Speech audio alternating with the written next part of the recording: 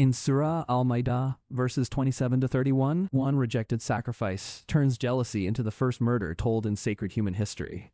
The frightening part of verses 27 to 31 is not only that one brother dies, but that wounded pride grows until blood is spilled.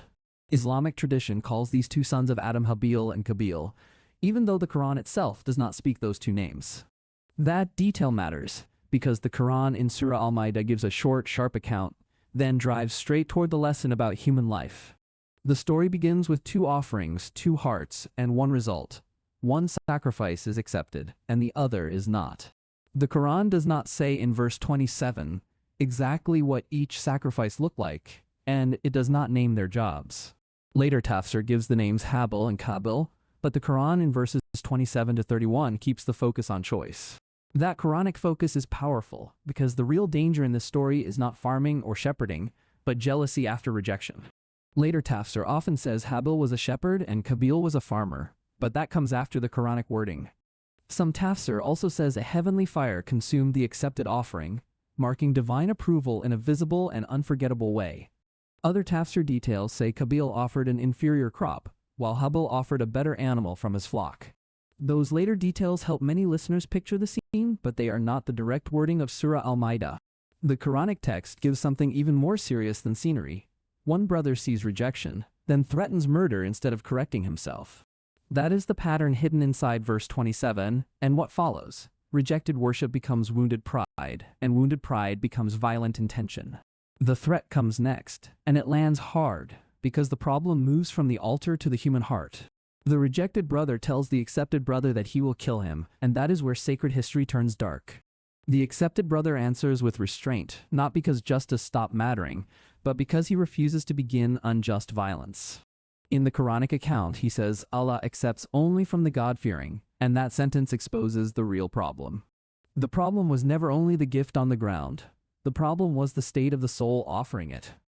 That response also shows that divine acceptance in verse 27 is tied to taqwa, meaning fear of Allah and moral sincerity.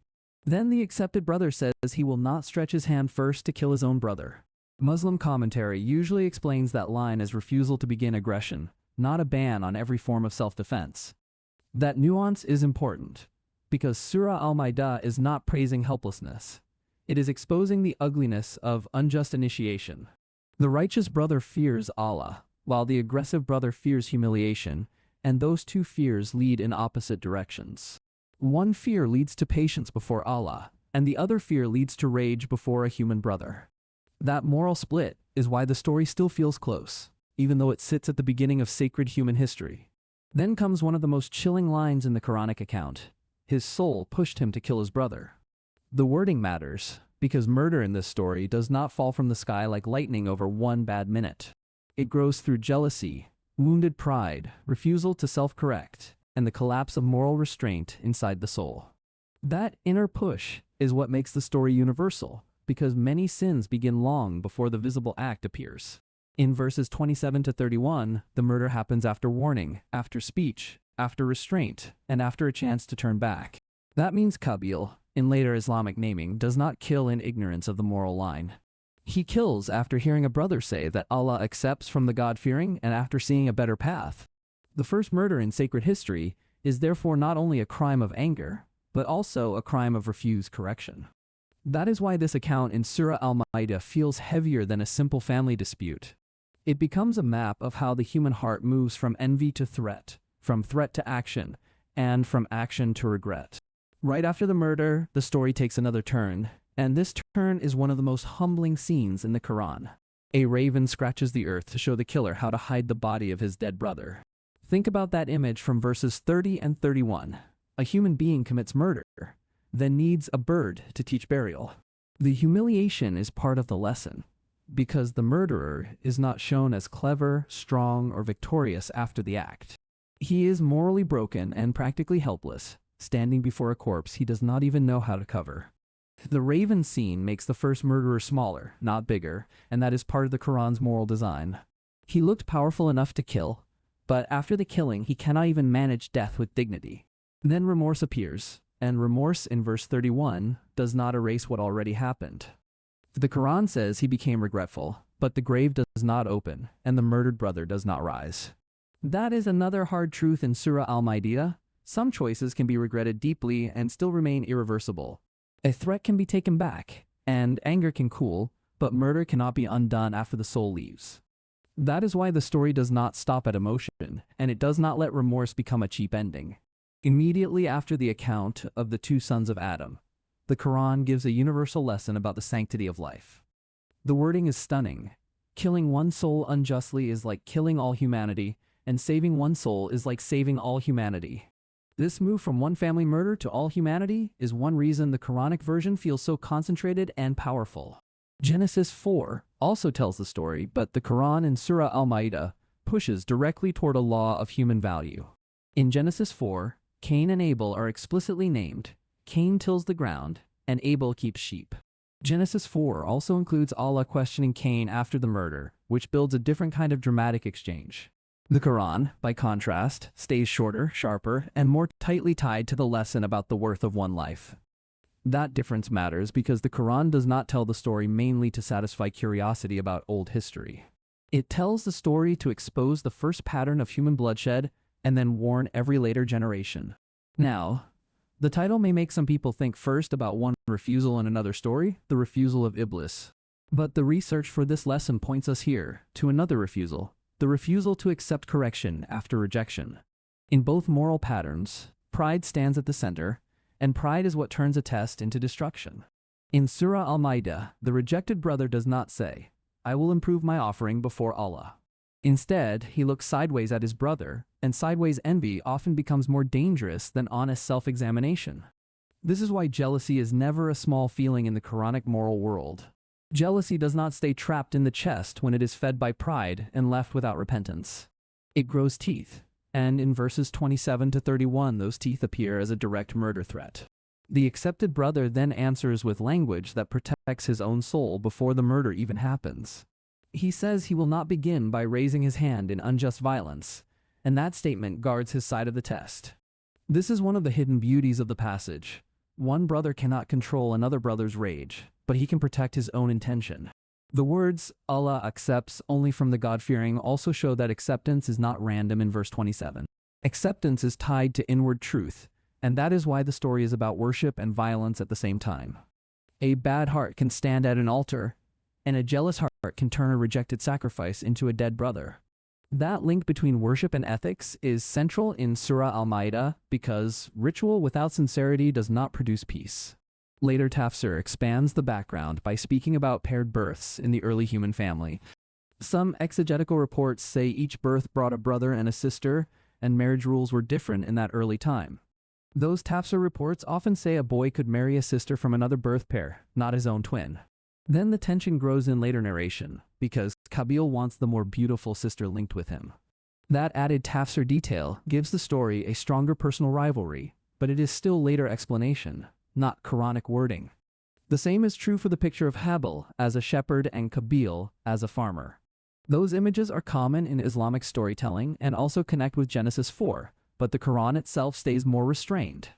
That restraint is part of its power, because less detail forces more attention onto the moral mechanism. The moral mechanism is plain: jealousy, wounded pride, rejected sacrifice, refusal to self-correct, then murder. You can see every stage in the short Quranic account if you read verses 27 to 31 carefully. First comes unequal acceptance, then comes threat, then comes restraint, then comes inner surrender to evil, then comes blood.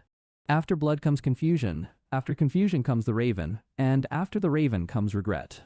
Then after regret comes the wider law about one soul and all humanity, showing the scale of the wound. That structure is one reason this passage is studied again and again in tafsir and moral teaching. It shows that the first killing is not treated as private drama alone, but as a doorway into human violence itself. The Quran does not invite us to solve a forensic puzzle about the first corpse in archaeology. The phrase "first murder in human history" is a scriptural framing rooted in revelation, not a lab report from modern science. That distinction matters, because Islamic tradition speaks here about sacred beginnings and moral truth, not archaeological proof. So the goal of the story is not to satisfy every modern historical question about ancient human bodies. The goal is to reveal what murder looks like when it first appears in the human moral story. And what appears first is not strategy, war, or politics, but envy between brothers. That fact should stop us, because the earliest blood in sacred history is spilled in the smallest social circle, the family. Violence does not begin out on a distant battlefield in Surah Al-Ma'idah. It begins near home, near worship, near kinship. That makes the warning more painful and more useful, because every later community still lives with those same pressures. A mosque, a home, a school, or a workplace can all become dangerous when wounded pride replaces fear of Allah. The Accepted Brother's answer also teaches that moral clarity can exist even in a moment of threat. He does not deny the danger, and he does not flatter the angry brother to escape harm. He names the issue directly. Allah accepts from the God-fearing, not from the proud heart demanding approval on its own terms. That line is medicine for jealousy because it turns attention back to Allah instead of sideways toward rivalry. Jealousy asks, "Why him?" But taqwa asks, "What is wrong in me that needs repair?" The rejected brother never seems to ask that second question, and that failure is the hinge of the tragedy. Once self-correction is refused, every other person starts to look like the problem. In that state, the successful brother becomes a mirror, and proud souls often hate mirrors that expose them. So the murder in verses 27 to 31 is not only hatred of a brother, it is also hatred of what the brother's acceptance reveals about the killer's own inner state. That is why the Quran places worship at the start of the story. The offering exposes the heart, and then the exposed heart chooses either repentance or rebellion. Habil, in later tradition, accepts Allah's judgment with peace. Qabil, in later tradition, reacts to Allah's judgment with grievance, then carries that grievance toward the innocent. This pattern repeats through history, and that is why the story never becomes old. Nations fight, families split, and communities break for many reasons, but pride mixed with jealousy still sits near the center. The Quran's short account is enough to uncover that pattern without giving endless background details. Even the unnamed status of the brothers in the Quran serves this purpose. When the text does not name Habil and Qabil directly, the story can stand as a wider mirror for every human soul. The later names from Islamic tradition are useful for teaching, but the Quranic silence keeps the moral frame broad. The same is true for the exact form of the sacrifice. By not fixing every visual detail in the verses, the Quran keeps the focus on acceptance, rejection, and response. Now return to the raven, because that scene deserves slow reflection. A raven scratching the earth becomes the teacher of the first murderer, and that reversal carries deep shame. The one who tried to act like a master over life and death must now learn from an animal how to cover death. This is not a small detail in verse 31. It shows that sin can make a human being lower in wisdom than a bird pecking at soil. Then the murderer says in grief that he cannot even be like this raven. That cry shows remorse, but it also shows late awakening after irreversible harm. The Quran lets us hear that regret, so we understand how evil promises power but leaves humiliation. The killer wanted control, but he gained grief. He wanted to remove his brother, but he gained a body, a raven, and a conscience full of blame. This is why moral failure in the Quran is often presented as self-destruction before it becomes social destruction. The murdered brother loses his life, but the murderer also destroys his own moral state. Then society itself is worn through the teaching about one's soul and all humanity. That movement from one person to humanity is stunning, because it tells us murder is never only local damage. When one soul is killed unjustly, the moral order of human life is attacked at its root. And when one soul is saved, the opposite happens. The value of life is honored at its root. So the story of Habil and Qabil in later Islamic language is not told merely to frighten children. It is a foundation for how believers think about blood, justice, restraint, and the sacred weight of every human soul. Compare that again with Genesis 4, where Cain and Abel are named and occupational roles are clearer. The Quranic account is more compressed, but compression here is not weakness. Compression turns the story into a blade: sacrifice, envy, threat, murder, raven, remorse, sanctity of life. Every part cuts directly to a moral nerve. That is why this passage in Surah Al-Ma'idah remains so powerful in khutbahs, lessons, and private reading. It explains violence before armies, before kings, and before legal systems become large and complicated. It says the seed of violence is already alive when a soul cannot bear another person's acceptance before Allah. That seed may look small, But in verses 27 to 31, it grows into death. And after death, the Quran does not let us walk away with only sadness. It gives law-like meaning to the event by saying that one unjust killing reaches the scale of all humanity. That is the final weight of the passage. A brother's body lies in the earth, a raven has taught burial, and revelation tells later generations what one life means.